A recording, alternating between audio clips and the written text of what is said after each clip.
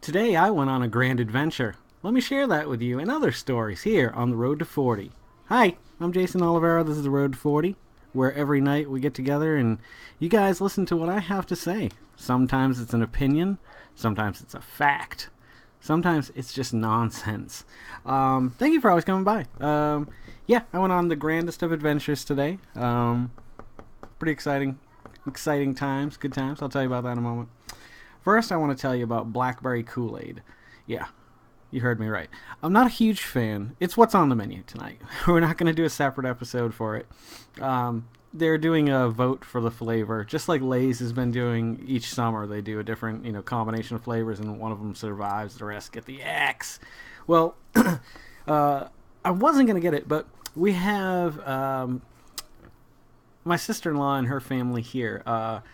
Two of her kids and one of her kids' sisters from another part of the family. So we had a lot of people here. So I thought, you know what, I'm going to get some cheap. Well, they have these mammoth containers of it for 98 cents. And it's really good. It's got a good flavor. I kind of wish it wasn't Kool Aid. You know what I mean? Like, Kool Aid has so much bad stuff in it. But the flavor, the blackberry flavor is just phenomenal. Really good. So if you're looking for a really inexpensive drink this summer, check out blackberry Kool Aid. It's only 98 cents at Walmart. Now I'm doing free ads from Walmart? What's happened to me? Yeah, it's a good cheap drink. You get a lot of it. 98 cents. What a bargain. I like finding myself in out of my comfort zone, out of the norm situations. I like finding myself in locations where I don't really know where I am, and I have to rely on either my GPS or my intuition to get me somewhere. It's not often that I have to, and I've told you guys this before, but like I drove up to New York December of 2009 to appear at Comic-Con. I guess we rented a table, so it wasn't like they invited me. Like, hey, Jay, would really like to have you here at one of the biggest two conventions that we have for comic books. But nonetheless, my point is, I drove the 8 to 9 hours to get there, and that's way out of my comfort zone. I like that, though. I love putting myself, like, if somebody said, hey, I have a friend that's moving out to Utah, they need somebody to drive a truck and then stay a few nights and then come back. Now I'd be like, okay, can I bring my kids? What's the deal? And so, like, I like those out of your comfort zone. Like, your comfort zone is your house, your friend's house that you visit frequently. I have a horrible injury. I don't know what this is, but I'm trying to avoid turning that way. So I'll just do the rest of the vodcast this way. No, I won't do that either. Yeah. What do you feel about this? How do you feel about being out of your element, Donnie? I like putting myself out there sometimes. Like, I got asked to deliver books to, like, some school in Bedford twice from my work, and I was just like, yes, I want to do that. That's fun. I like that. I like seeing new places and, like, driving by something and being like, ooh, I gotta come back here sometime and check this out or explore this. It's the explorer in me. It really is. So that leads me to the meat. You've had your corn and your potatoes. I hope you're ready for a big piece of meat in the form of a story. We decided to walk the Blackwater Trail tonight. And so we went out there. It was me and my family and my sister-in-law and her family. And her daughter was getting pictures taken for her senior year yearbook picture. So we walked and walked. We wanted to go to this certain point. Along the trail, Blackwater Creek Trail, if you go online, all the kids are still up tonight. If you find the Hollis Mill tunnel,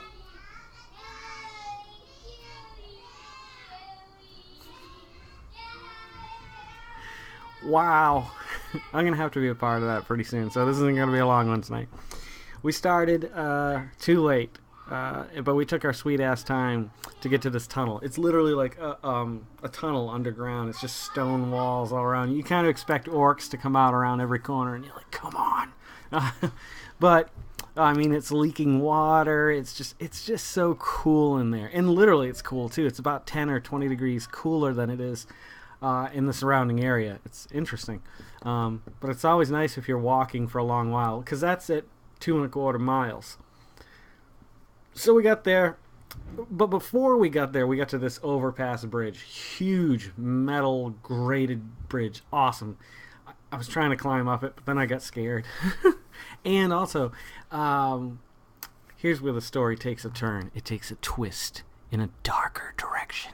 My sister-in-law, Kim, she fell while she was taking pictures down this hill. She had flip-flop on. We didn't think we were going to be on rugged terrain, but we decided to go down to the river, or the creek, Blackwater Creek. And so we're making our way down. I decided to go around the back way, which is kind of like the high road. It's like a big hill where the foundation, the beams, the supports for this train track kind of go into this ginormous slab of just concrete. But there's been a path kind of worn into it, and you can kind of climb your way up to it. And when you get up there, you're about 40 or 50 feet higher already than the trail that's going down to the creek. So I was up there overlooking them. And she has a really nice camera, TI3 Canon. I mean, nice, good camera, really good camera. And so she tried to not break it, which she didn't, thankfully. And she held it up, but her knee took a digger, and it split her knee like pretty bad, to the point where I was like, oh my god, that really should get stitches. It wasn't pretty, but she could still walk on it for a while. So we ended up going to the tunnel because we were still about 1/4 mile away from it. So we went. It was really cool. And then I said, you know what, why don't we just one of us walk back to get the car, or two of us can get the 2 cars and drive back here. And so that's what we did. Me and Michaela ended up walking back to the cars. So we ended up doing over 5 miles of walking today. And the rest of them went to the Hollis Mill parking lot area, which is not a really pretty part of town. I forgot about that. If there's an ugly part of Lynchburg, well, there's quite a few of them, but this is definitely one of them. And I didn't think of that. I should have told them to wait on the trail for like a half hour, because we still had to walk 2.5 miles. So we walked back, got to the cars. I've never been to, like, I've been by it before, but if you had asked me to get you there, I couldn't do that. So, and now, mind you, when we left, it was still bright and sunny. At this point, when we turned around to go get the cars, it started getting dark quick. We didn't get to the cars till after 8, I think. And around here, the sun's gone down by then. So, yeah. So it was a little creepy. And I didn't know how exactly to get there. And my phone was dying. Thankfully, my wife had a car charger in the phone. So I plugged the GPS in. And we successfully made our way down there. Mind you, Michaela's behind me. She's only got like a learner's permit, or something like that. I think it's a step up. It's in New York, Vermont, New York, I think. And so she's gonna stay right behind me because she doesn't know the area at all, and I can't lose her. And I'm really uncomfortable with like having people follow me because I'm always like looking out for them more than I am for myself. I get nervous. I know, I'm a big sissy. On the inside, you're a sissy, Mr. Oliveira. So we get back there, everything's fine and dandy, and we ride home, and everybody's exhausted. I mean, we've just walked over 5 miles. They'd walked at least the 2.5 miles, maybe 3. And at this point, it's just like, we just want to get back. Then we got back, and they decided they're all going to go get slushes. And the closest place that was open, they could have gone back to 7-Eleven, which we passed on the way home. Or go to Sheetz. Sheetz is like the Las Vegas of freaking gas stations. If you ever come to, I don't know how far they stretch. I'd never seen one until I moved here. It literally at night, it's like freaking, it reminds me of, well, when you see Las Vegas on TV. That's what it reminds me of, because I've never been there. I really have no desire to go there. I mean, if I find myself there, I wouldn't be upset. But I wouldn't go out of my way to plan like a vacation or something to go there. That's not me at all. That lifestyle, that lights and shiny and gambling, fuck that. And expensive stuff. Like, well, I guess a lot of like food's cheaper because they want to get you in their hotel to spend the money. But other than that, I'd rather just go sit in a cabin in the woods, honestly. And it's so funny because there's other people that be like, dude, why would you do that? That's dumb. You could go to this restaurant and go to this club. And I'm like, I don't know. That doesn't sound good to me. That's not me. I don't like that. However, I do like shopping.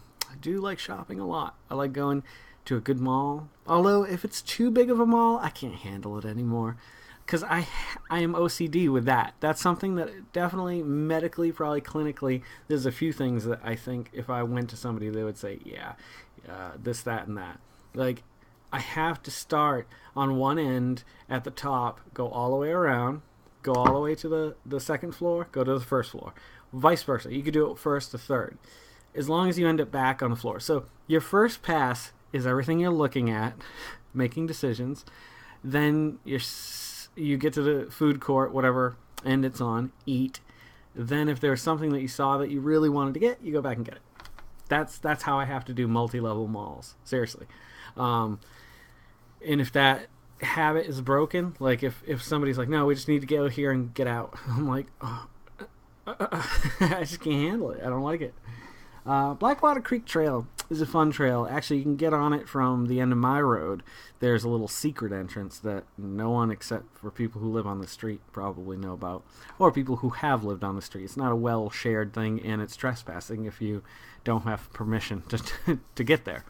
So that's the one thing I can say nice about Fuzz at the end of the road is he's always been cool about letting us, go on his property and connect up with the trail. Because we could go down to the hospital, which is, probably a 5-minute walk or like a minute card, if I can get out of traffic, across traffic.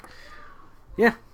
So I really love that trail. I love we have Peaksview Park here. We've got Percival's Island, which I'd like to go down and check out since the oil spill happened to see the condition of things down there. I guess they got a handle on it because it seems like all the businesses reopened and we haven't heard anything else about it. How is that handled so well when so many other... I know offshore things and tankers are a whole other deal, but it was like so quickly cleaned up and done. As far as I know. I haven't been down there. But I haven't heard anything else about it either. Pretty crazy. Crazy world we're living in, folks. Crazy world. Crazy weather we're having out there. You ain't a kidding. Who said that? If you're a faithful watcher, do you remember who says that? So crazy weather we're having out there. You ain't a kidding. He also tried to go to Friendly's to get his money out of the bank. Anywho, that's my day. It was a good day. I think maybe we're going to go to Smith Mountain Lake tomorrow or take family pictures or something like that.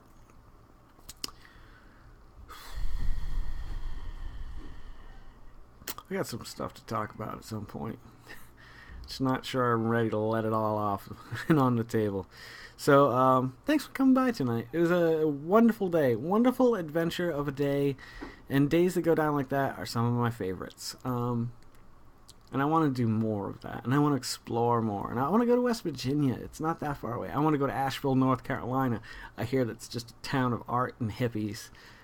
Let's face it. If that's the case, I wish I could find an Asheville in, California and get a job there. And a house that's affordable for, a one-income family. I'm a dreamer. You guys have a great night. If you're loving them like I'm loving them, please subscribe. Pass them along to anybody who you think might like them. 39-year-olds, it works. Share it out there on the Facebooks, the Instagrams, the tweets, the Twitters. I'm going to be doing some shirts soon. My band is The Significant Others. If you go to... I'm trying to think the easiest way to get there. I think it's thesignificantothers.us.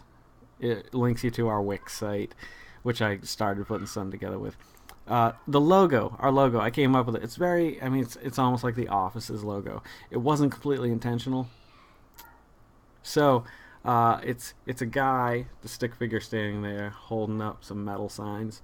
And originally his wife had horns, but instead I think she's holding a wine glass now, which that works too. It's probably empty or dripping over or something. I can't remember. Just go there, take a look at it. My friend Matt, the bass player for the band, he was up in New York, Long Island this weekend, and he said he had 2 or 3 people comment like how awesome that shirt was. They're like, "What is that? Who is that? What is that?" And he's like, "Oh, it's a band. It's a band." And so I thought, hey, that's doing so well. I know I can set it up on like one of these. Oh, what is it? I tried setting it up the other night. Not Bandcamp. I'll figure it out and I'll let you know. I'll put a link either in this episode or in the next episode or in the comments. And just check out the logo if it's something you think people would be interested in. A lot of people might not get it. They may not realize it's a band. But people appear to like it. So if people like it and they want to buy it, I don't care what they think it is. Hey, maybe that's how you establish yourself. Your logo. I've always said that. I've told that to Danny Givens, my boss. I've said, listen, your logo's got to be plastered off on everything that's related to the store ever. You've got to associate that logo with the name. Freaking drooling here. All right. Don't forget to make somebody smile tomorrow. Make yourself a better person tomorrow than you were today tomorrow. And let's make the world spin a little happier together. Make somebody's day awesome tomorrow, too. Go out of your way. Do something crazy for somebody. All right. You guys have a great night. I'll see you tomorrow night on the Road 40. Oh, I missed the click.